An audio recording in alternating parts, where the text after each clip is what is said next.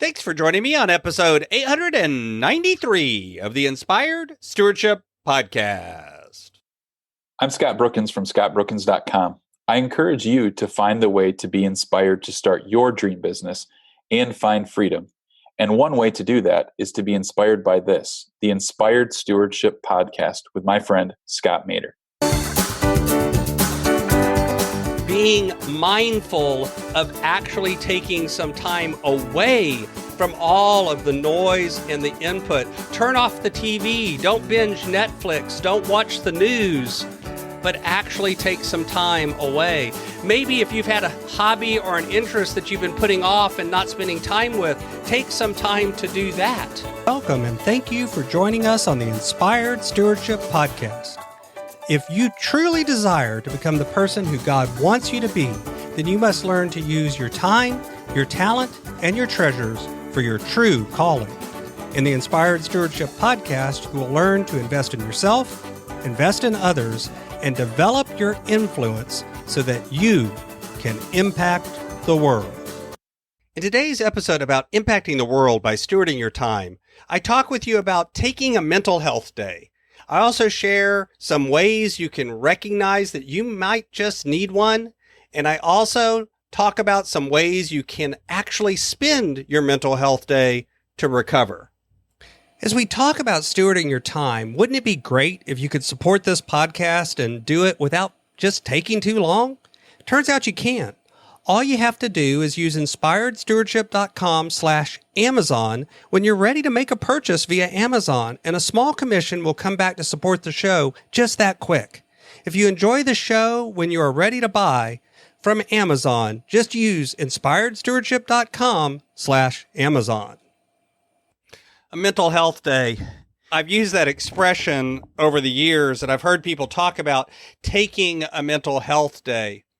But after the last year and a half of COVID and quarantine and politics and all of the other things, I think in a very real way, this term resonates to me in a way that maybe it never has before.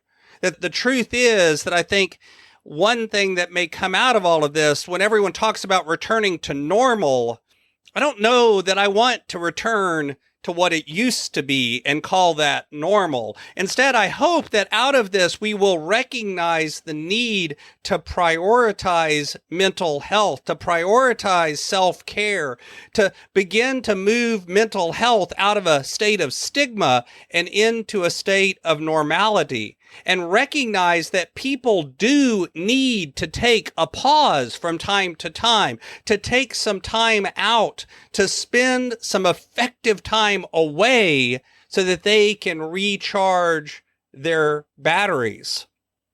So the truth is, how do you know if it's time to take a mental health day? How do you recognize that you might need to take a day off of work, to take a day off your other responsibilities, and to give in to some self-care? And the first thing is to recognize that there are signs that come about. Are you feeling increased stress? Are you feeling a sense of overwhelm? Are you beginning to feel like your daily functioning, including work, school, sleep, responsibilities, relationships with others, are beginning to be impaired? You begin to get irritable. You begin to get frustrated.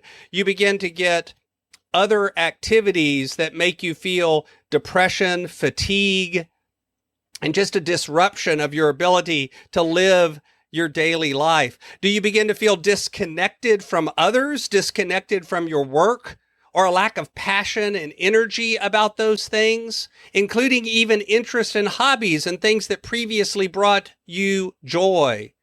If you begin to see these sorts of mental activities going on in your brain, it is time to take some time for self-care. It is time to step back and take a break. Because the truth is, there are all sorts of benefits of taking a few days for mental health, including less stress, less anxiety, and feeling more connected to others and to your work. What are some of the things you can do that are actually effective. So often I see folks that take a mental health day or take vacation, but then actually check email the entire time. That's not healthy. That doesn't work. Instead, actually unplug. Get outside. Get away from the indoors and out into nature. Spend some time in the sunlight. Spend some time with the air. Spend some time walking or spending time in the beauty of nature. And as part of that, make sure you actually unplug. That means take your phone and turn it off. Take your email notifications, take your Facebook notifications, turn those things off so that they no longer interrupt your mind or your brain or your attention. Being mindful of actually taking some time away from all of the noise and the input. Turn off the TV. Don't binge Netflix. Don't watch the news, but actually take some time away. Maybe if you've had a hobby or an interest that you've been putting off and not spending time with, take some time to do that. Paint, do other activities, play a game with others. And then find some time to do meditation or yoga or other things that help recharge your mental state as well. The truth is that all of us need time for self-care.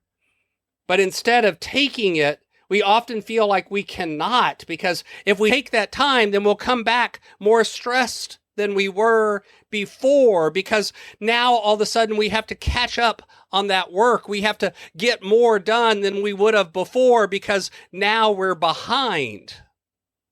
But the truth is, if you don't take that time, what you'll end up doing is working longer hours and actually getting even further behind and even more stressed, more strained, more disconnected, more exhausted. It's funny, but I often hear people talk about, I took vacation and now I need a vacation to recover from my vacation.